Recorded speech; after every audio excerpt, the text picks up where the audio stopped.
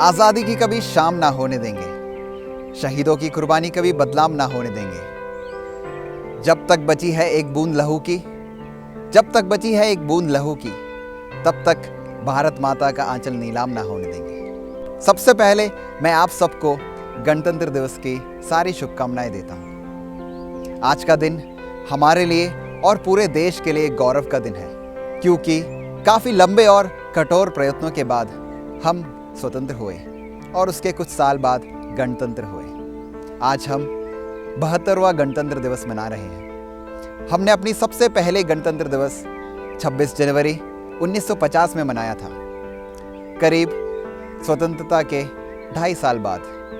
इस दौरान हमारे देश के कई विद्वानों ने, जैसे कि doctor B.R. Ambedkar, doctor Rajendra Prasad जैसे कईयों ने मिलकर इस दुनिया की सबसे बड़ी कॉन्स्टिट्यूशन की तैयार की। इस दुनिया में अनेकों गणतंत्र देश हैं, परंतु भारत जैसा कोई नहीं, क्योंकि भारत की ये विविध संस्कृति, 1618 भाषाएं, बोलियां और अनेकों जातियों को सोचकर बनाया है यह संविधान।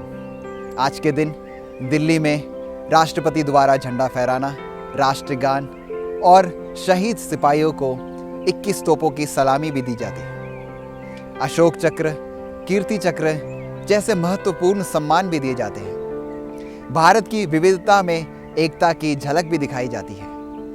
और ऐसा नहीं कि 26 जनवरी को राष्ट्रपति द्वारा झंडा फहराना और परेड इत्यादि के साथ यह त्यौहार खत्म हो जाता है, लेकिन 29 जनवरी को बीटिंग रिट्रीट सेरेमनी के साथ इस त्यौहार का समापन होता है। हमारा गर्व, स्वाभिमान और जो हम बड़ी बड़ी बातें करने का साहस रखते हैं, ये सब हमारे पूर्वजों के बलिदान और संघर्षों के कारण है। आज के एक ही दिन में हम ये सारे बलिदान और संघर्षों को याद नहीं कर सकते, लेकिन इस विमल दिल और मन से एक सलामी जरूर दे सकते हैं। ये अवसर है स्वतंत्र सेनानियों को याद करने का। महात्मा गांधी, लाला लाजपत राय, नेताजी सुभाष चंद्र बोस, रानी लक्ष्मीबाई, भगत सिंह, राजगुरु जैसे लोगों को वंदन करने का।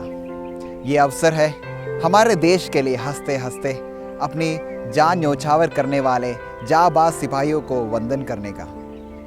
दोस्तों, सिपाहियों से याद आता है, हम सब भी इस देश के एक एक सिपाही हैं। एक सिपाही हमेशा पूरे तन, मन और शक्ति से काम करता है। एक ऐसे ही सिपाही का उदाहरण मैं आप सबके सामने पेश करना चाहूँगा। ऐसा कहा जाता है कि हमारे देश की कॉन्स्टिट्यूशन की फाइनल प्रूफ रीडिंग के समय एक पन्ना गुम हो गया। अनेक परेशान थे क्योंकि दूसरी कॉपी नहीं थी, पर एक व्यक्ति था जो बिल्कुल परेशान नहीं था, जिन्होंने अपने टाइपिस्ट को बुलाया और इस खोए हुए पन्ने को पूरा किया। जी हाँ मेरे दोस्तों, उस व्यक्ति को पूरी कॉन्स्टिट्यूशन याद थी। वो और कोई नहीं, हमारे प्रथम राष्ट्रपति डॉक्टर राजेंद्र प्रसाद थे। इस उदाहरण को हम मन में रखकर हम भी अपने देश के लिए कुछ करने की चाह रखें। आज़ादी मिलने के और गणतंत्र होने के इतने सालों बाद भी भारत कई समस्याओं को झेल रहा है। भ्रष्टाचार, गरीबी, अशिक्षा, आतंकवाद, नक्सलवाद और हाल ही में चलने वाले किसानों के संघर्ष। हम सबको एक होकर इन समस्याओं से लड़ना चाहिए।